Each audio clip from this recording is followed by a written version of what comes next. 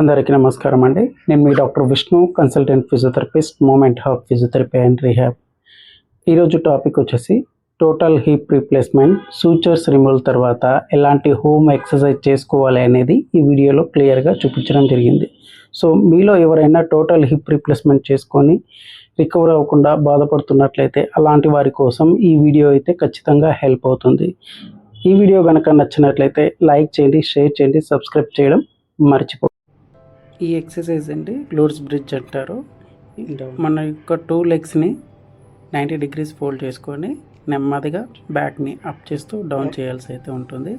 ఈ విధంగా 10 to 15 repetitions అయితే చేసుకోవాల్సి ఉంటుంది. ఇది 1 సెట్ అయితే సరిపోతుంది. ఇలా మార్నింగ్ ఈవినింగ్ 2 times చేసుకుంటే సరిపోతుందండి. హిప్ అబ్డక్షన్ అండి. ఇది న్యూట్రల్ పొజిషన్ నుంచి 45 degrees యాంగిల్ సైడ్కి తీసుకొచ్చి మళ్ళీ న్యూట్రల్లో ఉంచాల్సి ఉంటుంది. ఈ విధంగా 10 to 15 రెపిటేషన్స్ అయితే చేసుకోవాల్సి ఉంటుంది. హిప్ న్యూట్రల్ పొజిషన్ నుంచి అడక్షన్ మూమెంట్ మాత్రం అస్సలు చేయకూడదు. ఇది క్యామ్షెల్స్ అంటారండి. ఈ విధంగా వీడియోలో చూపించిన విధంగా ఎఫెక్టెడ్ లెగ్ అంటే ఆపరేషన్ లెగ్ అప్వర్డ్ ఉండాలి, నాన్ ఎఫెక్టెడ్ లెగ్ డౌన్వర్డ్ ఉండాలి. ఈ విధంగా మ్యాక్సిమం ఎఫెక్టెడ్ లెగ్ని మ్యాక్సిమం రేంజ్ చేస్తూ అలా ఒక 2 to 3 seconds ఎండ్ రేంజ్లో హోల్డ్ చేసి డౌన్ చేయాల్సి ఉంటుంది. ఈ విధంగా 10 to 15 రెపిటేషన్స్ అయితే చేసుకోవాల్సి ఉంటుంది. ఇది హిప్ అబ్డక్షన్ అంటారండి. స్టాండింగ్ పొజిషన్లో చైర్ సపోర్ట్ తీసుకొని ఈ విధంగా వీడియోలో చూపించినట్టుగా మ్యాక్సిమం ఎండ్ రేంజ్ తీసుకెళ్ళి అక్కడ 1 or 2 seconds హోల్డ్ చేసి మళ్ళీ న్యూట్రల్ పొజిషన్లో ఉంచాల్సి ఉంటుంది. ఈ విధంగా 10 to 15 రెపిటేషన్స్ అయితే చేసుకోవాల్సి ఉంటుంది.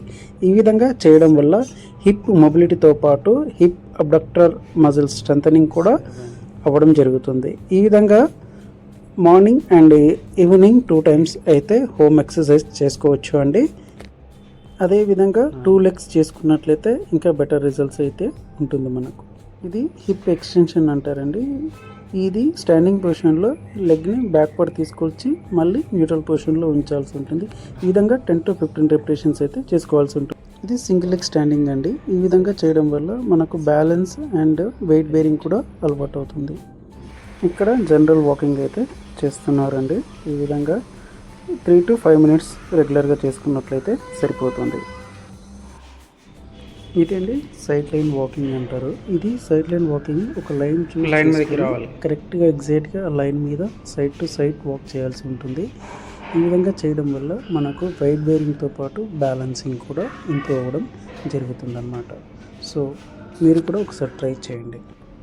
ఇక్కడ బ్యాక్ సైడ్ వాకింగ్ చేయాల్సి ఉంటుంది. బ్యాక్ సైడ్ వాకింగ్ చేయడం వల్ల కోఆర్డినేషన్తో పాటు హ్యామ్స్ట్రింగ్ అండ్ గ్లూటియల్ మజిల్స్ కూడా స్ట్రెంథెన్ అవుతుంటారండి. క్యాట్ వాక్ అంటే ఒకే లైన్ మీద 2 legsని పెట్టి వాక్ చేయడం అన్నమాట. ఇలా వాక్ చేయడం వల్ల మనకు కోఆర్డినేషన్తో పాటు హిప్ రీప్లేస్మెంట్, హిప్ జాయింట్ కూడా వెయిట్ బేరింగ్ అలవాటు అవ్వడం జరుగుతుంది. ఈ విధంగా చేయడం వలన మన ఇక్కడ నెక్స్ట్ అండి స్టెప్స్ మనకు ఎఫెక్టెడ్ లెగ్ అండ్ ముందు స్టార్ట్ చేసి ఎక్కొచ్చు నార్మల్గా. ఇక్కడ చూసుకున్నట్లయితే పేషెంట్ చాలా స్టెప్స్ ఎక్కడం, స్టెప్ డౌన్ చేయడం కూడా నార్మల్ చేయడం జరుగుతుందన్నమాట. ఈ విధంగా చేసుకున్నట్లయితే మీ యొక్క హిప్ రీప్లేస్మెంట్ సర్జరీ నుంచి మంచిగా రికవర్ అవ్వచ్చు.